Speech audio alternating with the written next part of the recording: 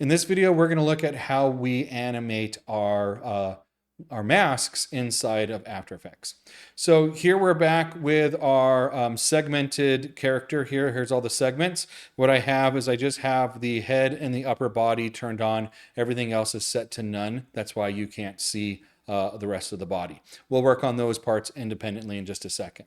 But as you can see, as I scrub my playhead over like this, his body is showing. But if I go back further, we see that, oh, my mask is very stationary.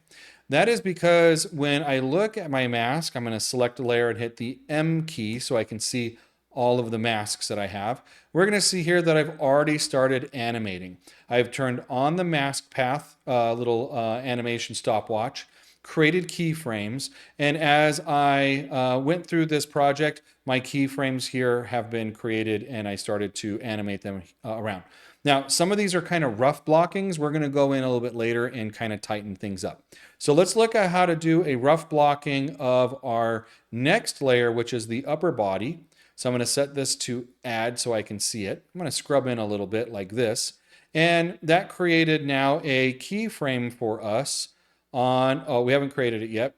Let me go back to that thing. I need to turn on that mask path, and that's created a keyframe for us on that layer. And it's not animating yet because I need to see it over time. So I'm going to set all of these to none because it's a little bit easier to work when you can see the whole shape like this. I'm going to select that upper body, and I can know it's selected here because it has the squares. Come back to this shot right here, and I'm going to move just ahead in time, let's say to right there, and I'm going to move this mask so that it is in this spot right here. This is just kind of the rough blocking. I'm going to go back and forth and I'm going to see how well it's going. It's kind of moving a little bit at a different pace than his body. So I might come back here somewhere in the middle and do this. I'll show you some animation tricks in another tutorial, but I'm doing this one here kind of quickly. So that's how we animate our mask. Then we're going to go to the lower arm. And where is that frame that we connected that? It's probably about right here. I'm going to turn on that lower arm, perfect this mask just a little bit so that it comes up and through, and I actually have the things that I need to select here so that the whole arm is there. Again, you're going to take a little bit more time than I am because this is just a demonstration. So now with that selected, and here is that keyframe, I'm going to move this back to our starting point, select that lower arm, and I'm going to move this so that it matches there and just start to see how well does that work. That one's actually pretty good. I don't want to create too many keyframes in here. What you don't want is you don't want keyframe, keyframe, keyframe on each frame. You want to be able to have the math do it for you. Again, when we look at the animation techniques here in just a second, we'll kind of get that. This takes a little bit of time. We've got a lot of masks to work with. A couple really cool tips for you. Again, if you select your layer and you hit M, it'll give you your masks, right, that you have, plus your mask paths. So if I hit M again, it'll turn them off.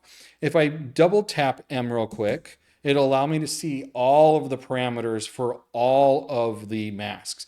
This gets kind of quick or kind of thick real quick. It's like a lot of information, right? So I might not always want to have that. So just hitting the M key once gives you this. This might also be a lot of information. All I want to see are the keyframes that I'm using. So when I have a layer selected, if I want to see the keyframes that I'm using, and I use that word because it's a big hint on what to remember, on what you want to use, if you hit the U key, it'll just show you where you have those keyframes and where they're at on here.